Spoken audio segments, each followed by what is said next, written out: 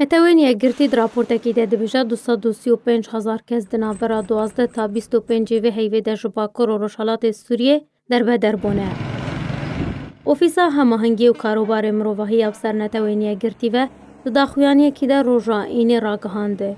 که دنابرا 12 تا 25 جیوه هیوه ده زیده تر جا 235,000 کس جپارزگاه ادلبا سوریه دربدر بونه. و پرانیا وان دربدران جه مزنترین باجارین پارزگاه ادلبê شمعرت النعمان و گوندên derdora li gundewarê parêzgeha Edlibê ne.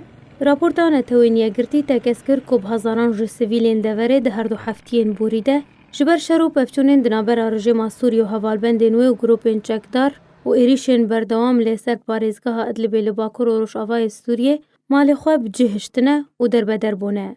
Li gorî di raporta netewêniye girtî de hatî ku ew derbederên nû piraniya wan xwe dûrî bajarên Bakurê Sûriyê kirine. Berê xwedane bajarê Edlib, Seraqib û Erîha û kampên derbederiyê li nêzîkî Sînor bi Tirkiye re û hejmarek mezin ji wan derbederan berê xwedane deverê dibin kontrola Tirkiyeyê li gundewarê parêzgeha Helebê, mîna bajarê Efrînê, Erzas û Elbab be.